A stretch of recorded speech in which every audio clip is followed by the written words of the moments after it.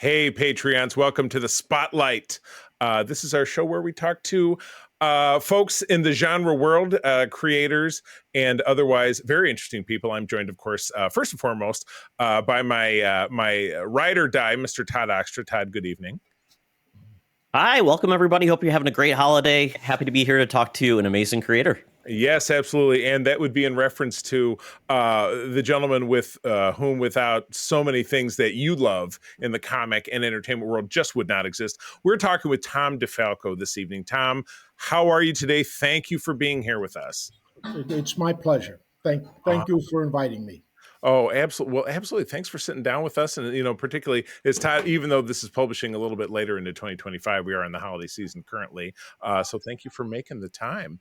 But first and foremost, let's kick it off. I know you and Todd were talking a little bit in the pre-roll, just as I was coming on, about your history kind of before Marvel Comics. Scooby-Doo comes up, Archie Comics comes up, and I was looking at kind of what you're doing these days, which has a little bit to do with Archie, but we can talk about that a little bit later on. How did you break in? How did those things, because you started when you were in high school, early in college, I believe it is. I mean, talk to us about how that got rolling. Well, I always knew wanted to be a writer. And, high school, I, worked on the school newspaper, the school literary magazine, that sort of thing. When I went to college, did the same thing. Started to do a weekly comic strip.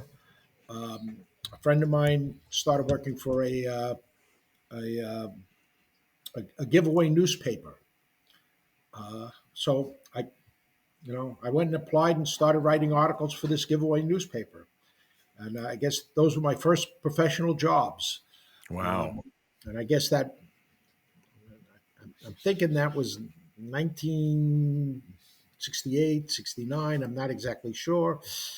But from there, I ended up working for the actual local newspaper, writing articles. Oh, my gosh. And wow. in the college, I started to work for the PR office, writing press releases and, and the assorted stuff that you do for PR office. And at one point, I started, to do a couple of short stories. In those days, they had, a million genre magazines, and they were desperate for material. They must have been, because they bought my first couple of stories. And when I graduated college, I was programmed the idea that you needed to have a job. The idea of being a full-time freelance writer never once occurred to me. Went around trying to find a job, and I got into the comic book industry probably the worst way possible. I made up a resume, and I sent it to, the different comic book companies, and Archie Comics responded. They invited me down. I showed up with a portfolio full of stuff, and I met Victor Gorelick, who he was the art director at that time. Eventually became the editor, the publisher. Vic was with the company. I'm not exactly sure how long, 50 plus years. A wonderful, brilliant person who taught me everything that I know, but not everything he knew. And basically, they hired me originally as a proofreader, and then I started making art corrections, and then eventually started working on the digest books. I was editing all the digest books, and then I kept annoying the editor with submissions, one page gags, and once he started to buy the one page gags, started to do the 5-page stories. And I look at the old the new digest books, and every once in a while I crack up because I see these stories that I had done, I guess 50 years ago. Wow. I had a great time, dealing with the Archie comics and the Archie characters. Wow. My goodness. And eventually I started to work for Charlton, where I was doing I think about 8 titles, 8 bi-monthly titles for them. The Flintstones, the Scooby Doo, the Willie and the Chopper Bunch, Hong Kong Phooey, Wow. Wow, wow. Speed Racer, just a whole bunch of things. And then somewhere along the line, I ran into Paul Levitz and Joe Orlando, Okay. and they were doing custom comics.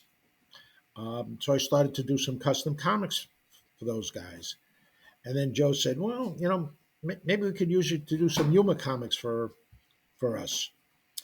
And I worked on this thing called Super Juniors, which was supposed to be a 64-page Treasury Edition comic. Um, by the time we were done, DC had decided they weren't going to publish any Treasury editions. Many years later, it was published as a digest book. So it Oh, went from this size to this size. so that size, yeah. Small reading. I have a ton of them. Yeah. Yeah. My first Amazing Spider-Man was a digest, issues 1 through 6, plus Amazing Fantasy 15. All right. And during the time I was working with Joe Orlando, I owe my superhero career to Joe Orlando. I've told this story countless times before, but I'm going to inflict it on you guys. Yes, sir. Joe said, "Have you ever thought about doing the straight stuff, the superhero stuff?" And I said, "Joe, I love reading that stuff, but it looks too hard. I don't think I can do it." And he said to me, "Kid, what are you kidding me?" He says, "You got to be able to do characterization." He says, "You do that. You got to be able to come up with a plot. You can do that. And here's the kicker. It doesn't have to be funny." He says, they're paying you the same rate and you're only doing half the work. I thought, wow, he's right. You're only doing half the work. You're just plotting and character. You don't have to, it doesn't have to be funny. I thought, oh man, I'm going to save myself hours, the same rate. And, and thanks to Joe, I started to do some superhero stuff. Wow. Holy cow. Todd. Oh, that's amazing. I love that. The fact that, you're where you came from, Archie's is still around. You're still around. So you didn't destroy Archie. So that's good. You added to the mythology, which is awesome. But what I was thinking about is you've created multiple characters throughout your career. Lots of characters that, I think I resonate. Charlie resonates. And, one of my favorites, Peter Porker Spider-Ham. I love that character. He's resonated. I love those, bought those for my son, which, they created many different off branches. You did the MC2 universe, Spider-Girl, all of those things. And I know you worked on the new universe, which was was an interesting time in Marvel as Very well. unique, I was just wondering, do you have any favorite characters that you've created, and then any other characters of those characters you'd like to revisit? I it's hard to pick favorite characters, because for you guys, reading a comic book is 20 minutes of your life. For us, we're working on this thing 7 days a week, and you have, I always feel, as the creator, I have to fall in love with my characters, and I have to, commit to them 100%. And when you're working on something, you have to love it, because I have to spend a lot of time with it. But not only do I have to spend a lot of time with it, I have to make you want to spend a lot of time with the character. I want you to come back month after month. So I look back on certain things, with pride. Spider Girl was supposed to be a one shot, and ended up hanging around for like 13 years, which Right. Wow. you know, um, and Peter Porker is probably my most popular character at this stage of the game, and again, a one shot. Um, you know, uh, and it started out as a joke. Um, Larry Hammer and I was sitting in his office, and we were talking about. In those days, the retailers were always afraid that Marvel was going to open up their own comic book shops, because publishing is so similar to retail. Yeah, not a chance. Um, and um, and Larry and I were just laughing about how paranoid the retailers were, and we were familiar with the Disney shops, having gone to Walt Disney World and Disneyland and that sort of stuff. We said, haven't they even looked at these shops? Because all they don't sell any publications in those shops. You know, they it's mainly plush, plush and apparel. And at the time, our apparel license was Comic Images, which did a bunch of T-shirts, and plush. Larry said, we'll never have plush unless we have funny animals. And I said, what do you mean, like Peter Porker Spider Ham? And, and Larry turns to me and says, no, I was thinking more Goose Rider. And, Oh There no, you and go. we kept coming up with stupid the animal, puns. puns. And somebody stuck his head in the office and listened to us for a few minutes and said, hey, is this a new comic book you guys are doing? And, we looked at each other and we said, yes. Of course. And genius was born. And somehow or other, we convinced Jim Shooter to allow us to do a one shot, which we called Marvel Tales, Hmm. Tails. Right. Then Larry and I each contributed $100 because he knew somebody who made dolls. Oh And he wow. made a plush Spider Ham doll. Cost us $200. And when the comic book came out, we took the comic book and the doll up to Marvel's licensing department. We said, hey, we got a great idea for you, Peter Parker Spider Ham. And the licensing guy looked at us and said, will you guys get the hell out of my office? Oh no. He says, I can't give Spider-Man licenses away. There's no way I'm going to be able to Oh license no. Spider Pig. Oh my God. And so Another Larry and I lifetime. walked down, and we thought that was the end of it. Um, to our surprise, the comic book sold so well that later on I was called into the publisher's office, who said, he introduced me to our distributor, and he says, yeah, the distributor, the publisher, the president of the company, is a gentleman by the name of Jim Galton, a great president, um, great guy to work for. He says to me, Tom, our distributor wants to talk to you. Uh, and the distributor says, yeah, do you know anything about Marvel Tales? I said, oh, yeah, that's a reprint title we do every month, reprints old Spider-Man Yeah, stories. yeah. He Incorporating goes, it. nah, not that one. Tails. And suddenly I thought, oh, what did we do? Oh, what did we do? And I said, yeah, that was a one shot uh, that featured Peter Porker Spider Ham. And the president of the company goes, you made a spider pig? And I go, yes, it was a one shot. And then the guy says, oh, it sold 64% on the newsstand. Now, in those days, if you sold over 30, you were considered a winner. And Jim says, when's the next issue coming out? And I said, no, Mr. Gold, it was a one shot. There is no next issue. And then the distributor said, it sold 64% on the newsstand. And Golden says, when's the next issue coming out? Hint, And I go, hint. it was a one shot. There is no next issue. You're right. And then Golden, Who's on first? he goes, Tom, you're not hearing me. When is the next issue coming out? They go, in about, in about 5 months, sir.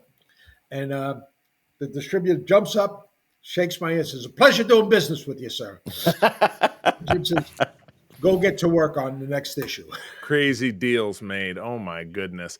All right. Well, I got to keep talking about Spider-Man. I'm a Spider. You can see me. This corner right back here is all Spider-Man. I have little Spider-Man figures hanging around my studio here. Spider-Man is my life, and I love your shirt. I'm gonna have to go pick one up. But my first issue of Spider-Man that I read new was ASM 278 in 1986. I was 10, and it was co-written by you and Peter David, who is Todd and I are huge Peter David fans, and Joe Duffy.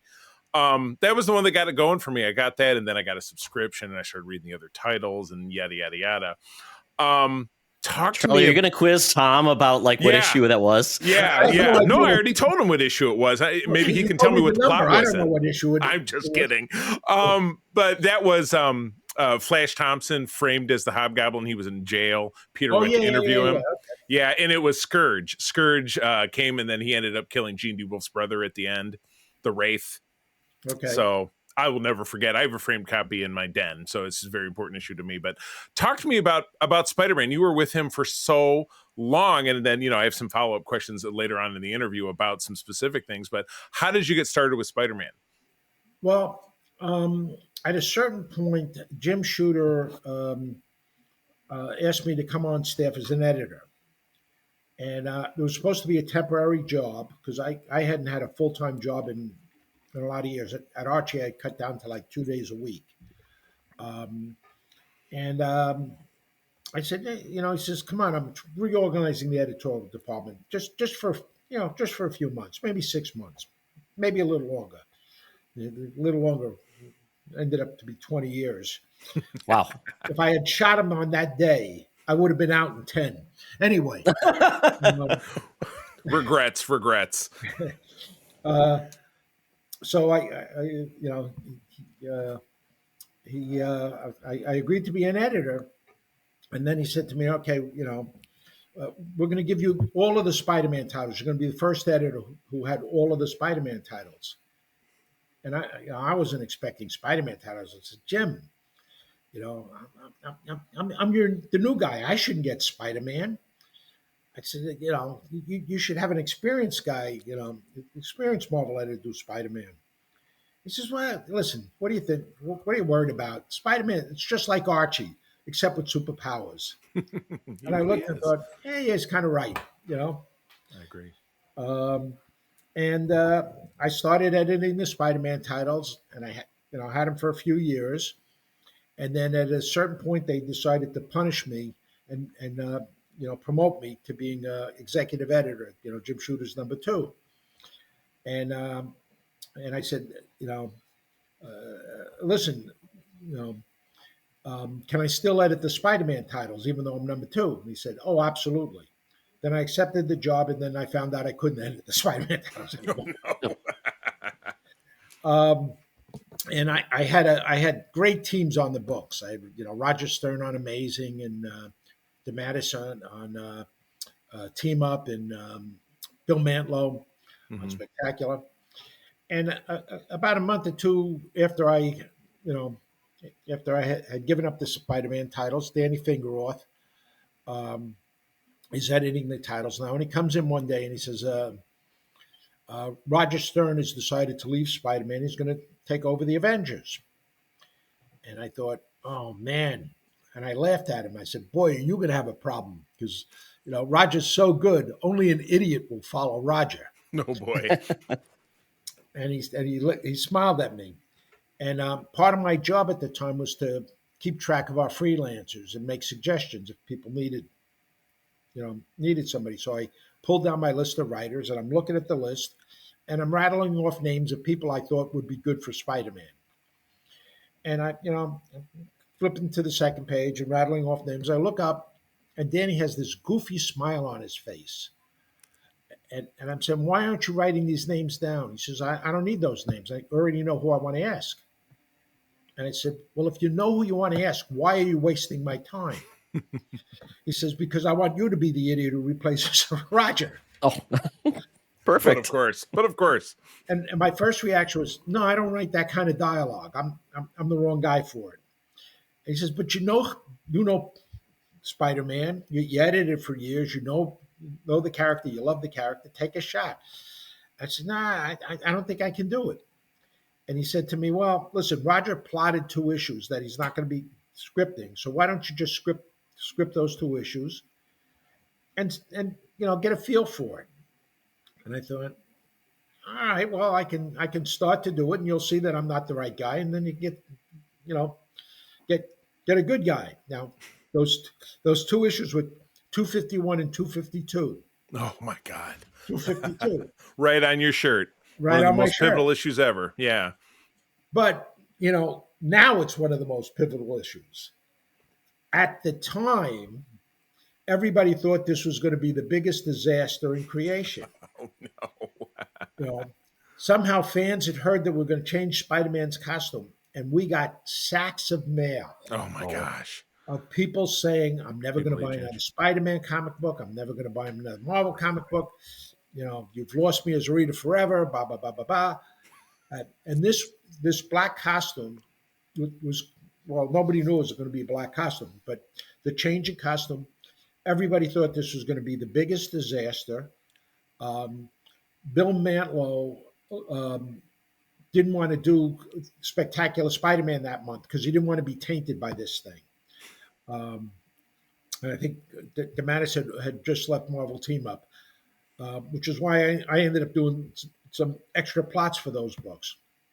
Um, once it came out, everybody realized they love it. Right. Uh, and It's my favorite. you know, and that's how I, started with Spider-Man. Right. And and, Wow. and Ron and Ron Friends was Jr. Jr. had left Spider-Man to work on X-Men. Hmm. So I always laughed that 252 was done by two fill-in guys, me and Ron Friends. Two Neither fill-in one of guys. us was supposed to hang around long enough. Oh wow. We, We d- we both thought we'd be there for a couple of issues, and then they'd bring in the real people. Yeah, right. The bag. We talked to Ron years ago. Actually, it was one of the very first interviews that Todd and I ever did. Very nice guy. Very, very nice guy. Anyway, Todd, you're up. Hey, Secret Friends Unite, let me tell you about Zencaster. We use them for our show, and now they're supporting us. Zencaster is now the all-in-one solution making podcasting easy. It's the ultimate web-based podcasting solution, provides high-quality audio and video podcast production and hosting. With a full suite of professional tools, podcasters can seamlessly record, produce, and publish studio-quality content, all from one dashboard. Being a creator has never been easier. And we chose Zencaster because of the ease of use, high quality output, and it makes it super easy for our guests to come on. We had multiple solutions we tried before, and Zencaster has just been the best fit for us. Why Zencaster? It's now super easy to record a podcast with Zencaster. Log in using your browser and start recording a high quality podcast right away. Record studio quality sounds and up to 4K video with your guests. Feel a sense of Zen knowing Zencaster's multi layered backups ensure you always have your recordings in the highest quality, even if the connection is unstable. Have you ever worried what you sound like? Zencaster's post production process makes you sound buttery smooth. It automatically removes those ums and ahs in your recording. It removes those awkward pauses in conversation too. Set the right podcast loudness and levels while reducing background noise with a click of a button. So, if you're interested in making an easy, high quality podcast just with the click of a browser button, go to zencaster.com/pricing and use my code SFU1. You'll get 30% off your first month of any Zencaster paid plan. I want you to have the same easy experiences I do for all my podcasting and content needs. It's time to share your story. Now back to the show. Speaking of Ron, you've worked with a ton of artists over your career. Did you have any favorite partnerships? And are there any artists that you like modern artists or people you never get a chance to work with, you would like to work with? Oh, there's a ton of artists I wish I could have worked with. But in terms of did I have a favorite? I guess the guy I've been working with for 40 years is probably my favorite, Ron Friends. Um, in many regards, Ron's the other half of my brain. Um, the two of us, when we're working on a series, we tend to discuss the character and what is the character going through. Because for us, the magic of Marvel is the soap opera, and we want to craft characters that seem so real and you know seem to have real lives and surrounded by other people with real lives. So we're always discussing what's happening in all the characters' lives, um, and somehow the superhero stuff kind of writes itself. Um, and the two of us just throw ideas back and forth, and somehow the comic books come together. We I always say that, all the good ideas, the stuff that you really liked, Ron came up with. The stuff that you didn't like, that was my stuff. Aw. Uh, but Ron and I, sometimes when we're working on stories, we're finishing each other's sentences. There are times where I start with an idea, and then Ron comes up with another idea, and I always like his idea better. Um, and I will tell you the most annoying thing about Ron Friends. Sometimes I'm working out an action sequence, and I spend a while choreographing it in my mind, and I describe it in the plot how it works, in great detail. And then Ron gets it. He says, "Oh, I love this action scene. It's just great." He says, "But how about we do this instead?" Oh boy. And his ideas are always better. Oh no. You inspired him. Stop being so good, Ron. Yeah, come on, Ron. You inspired him, though. He wouldn't have gotten a great idea if you hadn't given him the beginning of the idea, right? No, he comes up with all these great ideas on his own. It's like Lennon and McCartney. Think about it. That's how they always describe their songwriting process. They would push each other forward as healthy competition. That's the way George Martin described it. Anyway, not to go down a Beatles rabbit hole because I'll never get out of it. But speaking of rabbit holes, I have always been, and you can see, again, I keep talking about what's behind me. This entire top shelf is G.I. Joe. It's been an obsession of mine since I was 7 years old. I was reading Star Wars Marvel and G.I. Joe Marvel before I ever found Spider-Man. I was 10 when I found Spider-Man. And you are heavily involved in your, we were talking about Larry Hama, who I met. I met Larry about 5 years ago at a con here in Michigan. Great guy. Really enjoyed talking to him. How did that get rolling? Well, Hasbro had, it was either Hasbro or Hasbro's, um,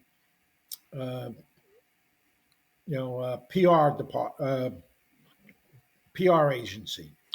One of them came up with a brilliant idea. In those days, there were all sorts of regulations on how you could advertise a toy. Right. You had to show the kid doing it. The toy couldn't do anything that the toy couldn't do. It couldn't make sounds and you had to show the kid, playing with the toy. But they realized there were no restrictions on how to advertise a comic book. So they said, they're going to relaunch GI Joe, and they said, "Come on, let's do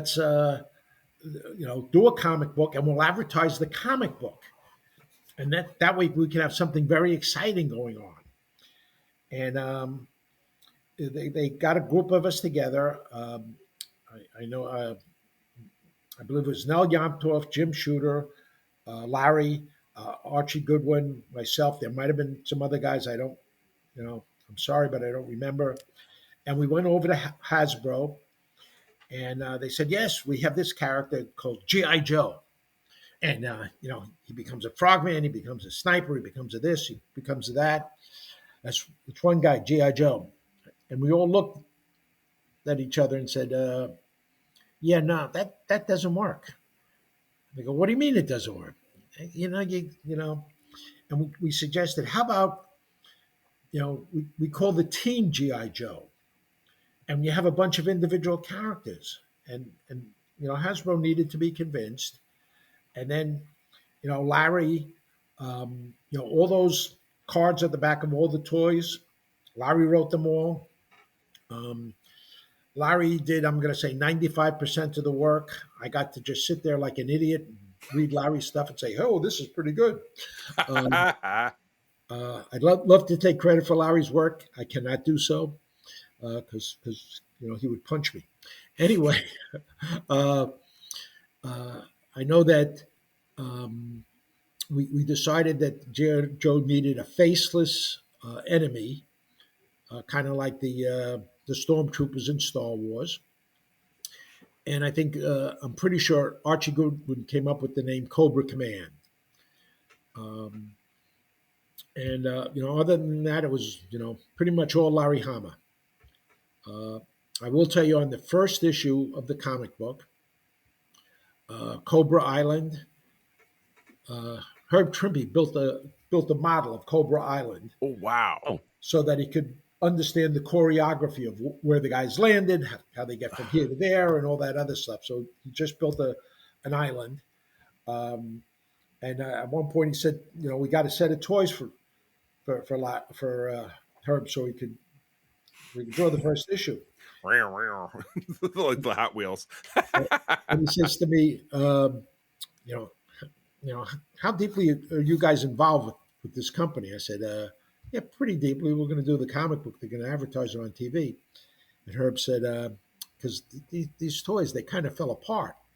And I said, Herb, these are not the actual toys. You just have, you just have prototypes.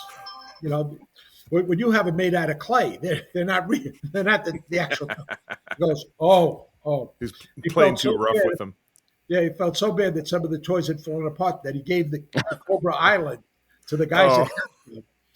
And I remember when I presented it to the guys at Hasbro, they couldn't speak. They were so stunned looking at Wow. Cobra Island. And they were thinking, wow, I wish we had seen this before. We could have made a toy out of this. right. Oh my gosh. Oh, that issue Lady Doomsday is one of those comics I just have ingrained in my brain because I've read so many times. I love it. I'm waiting on getting my big compendium. They just republished the entire Marvel run in these big leather bound volumes, and it was a Kickstarter earlier this year. I'm waiting on it, so it's just so very excited about that. So anyway, I'll stop gushing about GI Joe. I'll let Todd talk for a minute. All right. Well, all right. Well, I was going to say I was amazed because Marvel had I didn't realize this. Marvel had a production company that was involved in animation called Sunbow, I believe.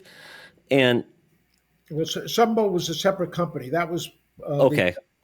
uh, Griffin McCall was the advertising agency. They're the Oh, guys okay. that came up with the thing, and then they formed this company called Sunbow. And then, they had Marvel Productions do the actual animation, even though Oh, Sunbow okay. was the producer. Because I was looking at this and I didn't realize this. So one of the shows I loved as a kid was Inhumanoids. I'm like, I love that was on my someone, and I didn't like. Oh, and you basically kind of came up with the premise for Inhumanoids. Is that right? Yeah, I did the basic Bible for Inhumanoids. Well, that's amazing. I Yeah. I worked very closely with Hasbro, for years with a lot of their different toy lines and stuff like that. I would work with Hasbro, I work with Mattel, I work with a couple of the toy company guys. So, Was Crazy. it cool to see? Was it cool to see your ideas just come like as a cartoon and then as a toy? I mean, I couldn't even imagine that. Like, oh, Yeah. look at all this stuff that my imagination just kind of brought to life. um, yeah, I guess it was cool. I never thought of it that way. Um, a lot of times, Ron Friends used to go to Toys R Us on a regular basis, and he'd pick out all these action figures that were based on characters we created. He'd always buy two, one for him, one for me. So you've got a whole bunch of action figures. I've got maybe a dozen, 2 dozen, and most of them all came from Ron Friends. Well, Aw. that's cool. I uh, love it. I love it. Oh my gosh. All right. So I have to make an admission. I started reading Spider-Man in '86. I was in high school. It's 1994. The Clone Saga starts. I will admit there's definitely parts of it that I didn't dig, but I will say that it really propelled Spider-Man kind of into the 21st century. It gave us the Spider-Verse in a lot of ways. I liked Ben Reilly as a character. It's still very involved in the comic to this day with the Chasm is the name of the character these days, I believe. So it's still really very active. How did the Clone Saga, I mean, obviously it had its roots back in 1975 when you had the Jackal and the Glenn Stacy clone and all that stuff. But what made you like say, hey, I want to pick this thread up and I want to turn this into a storyline? Like, where did that come from? um, we had a Spider-Man editorial meeting, and Danny Fingerforth was in charge. He brought in the writers, the artists. They were meeting, and after the first day of the meeting, he came in and he says, "Listen, Terry Cavanaugh came up with this idea."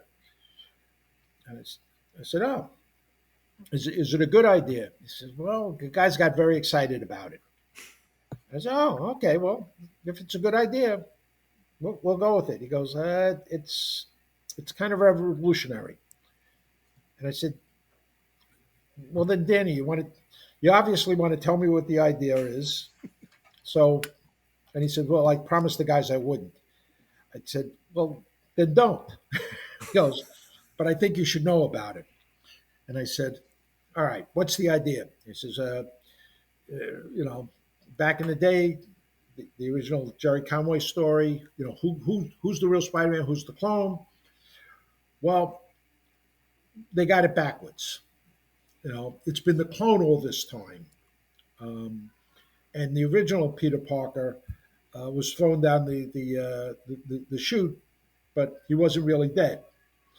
Um, and he's been, having a life uh, out that we weren't aware of.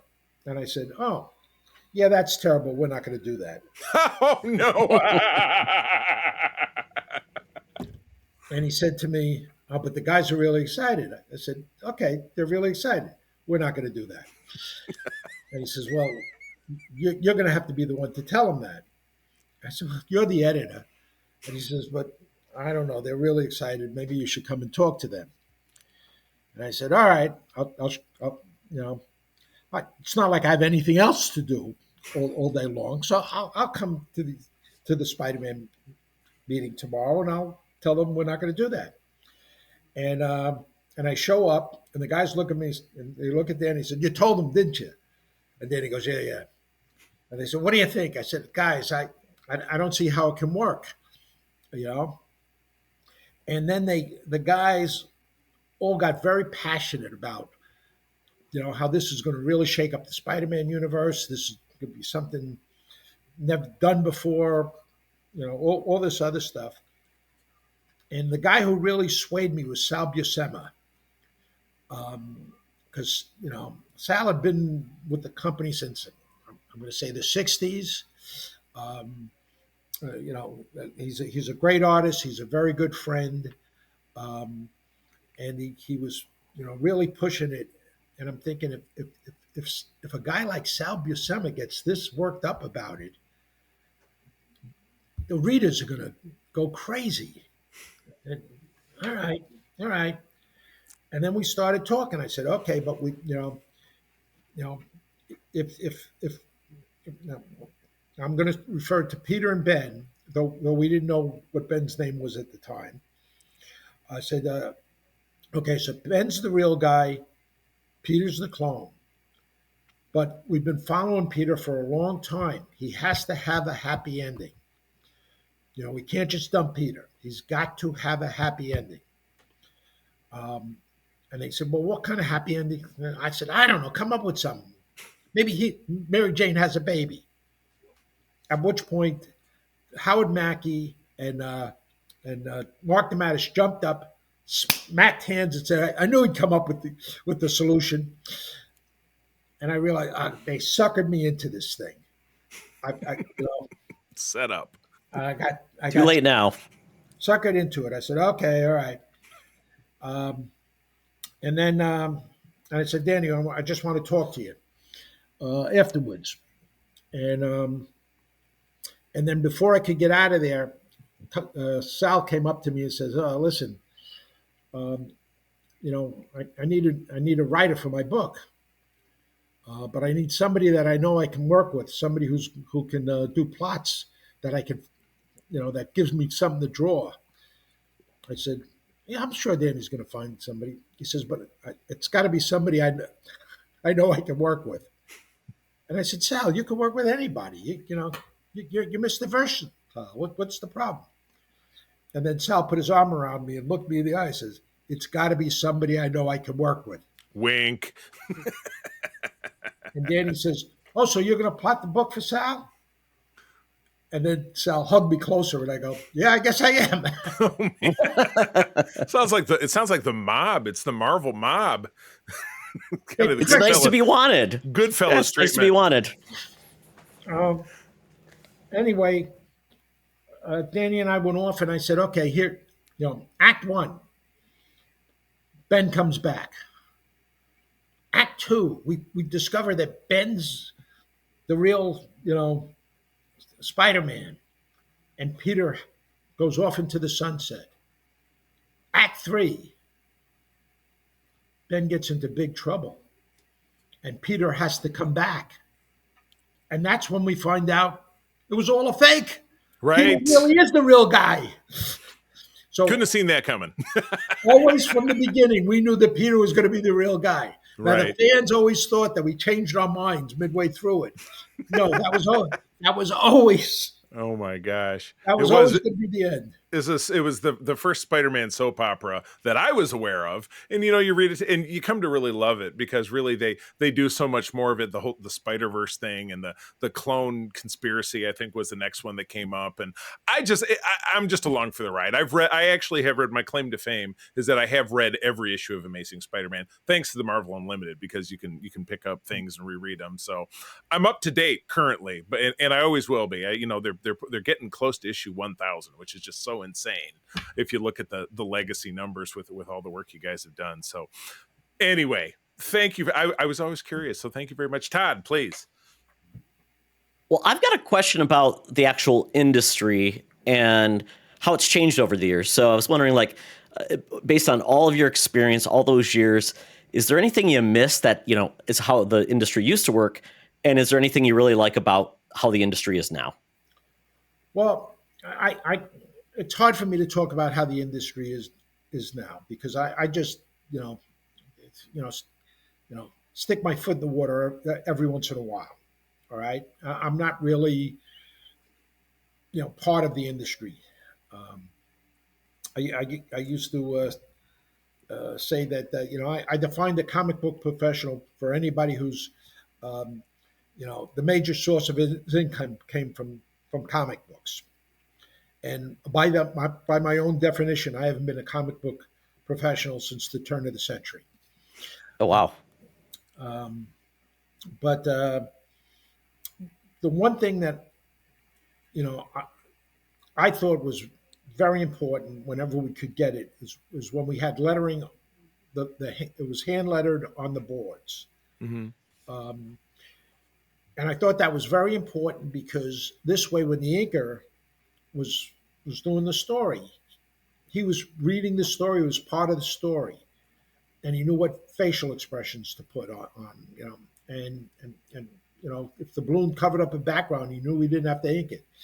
Um, and I always remember one time, Al Williamson is inking Spider Girl, and he calls up, and there was this scene that got to him because we always had this one kid would bully another kid, and there was some sort of you know, some bad guy crashed into the classroom, and the bully grabbed the kid he always bullied and pulled him out of the way and saved the kid.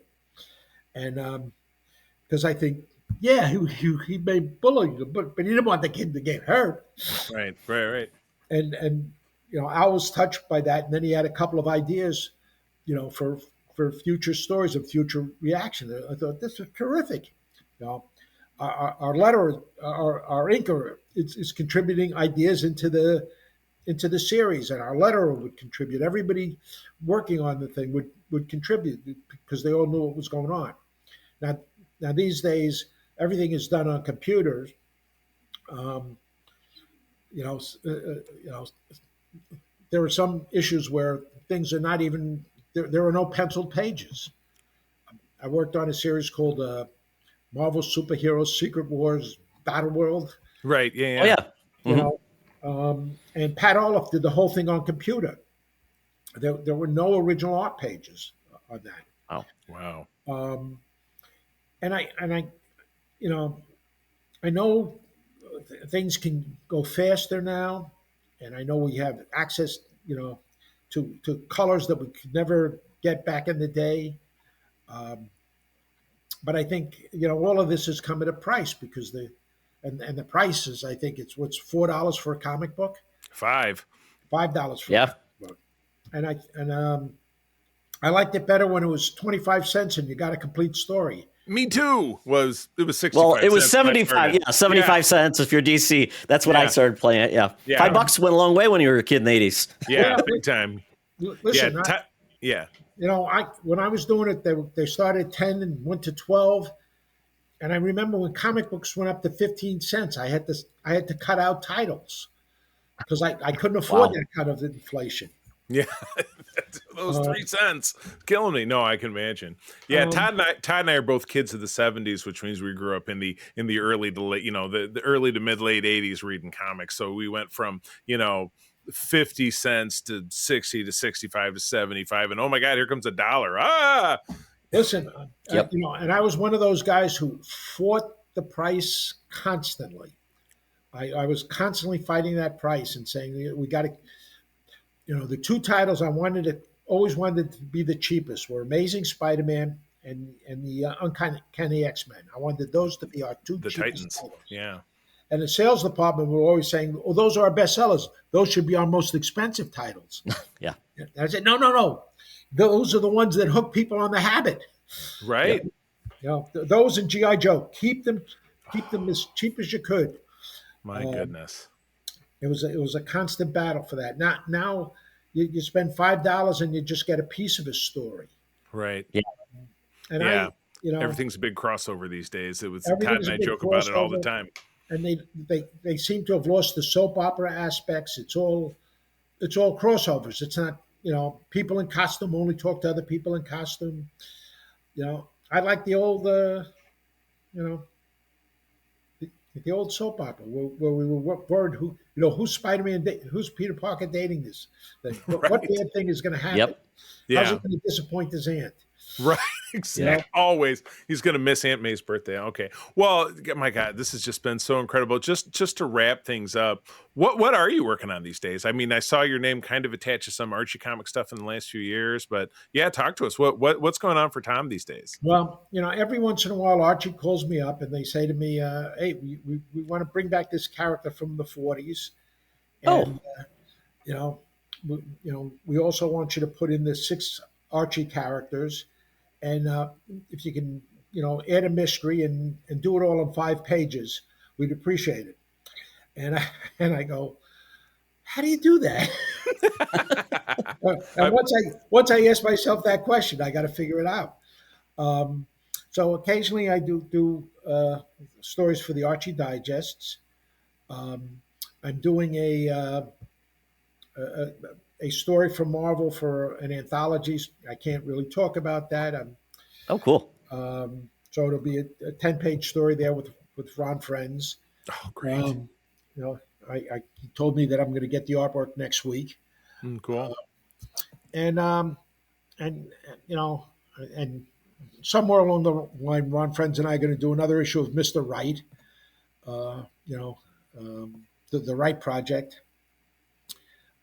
We've got the second issue laid out and scripted, and Ron just has to tighten up the pencils, and that's something we work on. What I laughingly refer to as our spare time, Nice.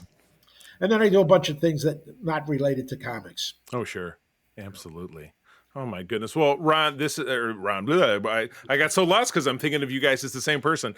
Tom, this has been so incredible. I am so incredibly grateful for your time this evening. So thank you. Lifelong fan. You've inspired everything that anyone sees around me. And my childhood was shaped by the Avengers, the Fantastic Four, Spider-Man, Secret Wars. Oh, there's just so much. So I'm genuinely grateful. So, Patreons, thanks for tuning in. If you happen to be listening to this on our network feed, if you'd like to hear more great interviews like this, go to patreon.com/Secret Friends Unite. Try us out for 7 days for free, and you can stay on board for as little as $2 a month. But with that, we will say one more time, Tom, thank you so much. Thank you. We will see you out there. Take care.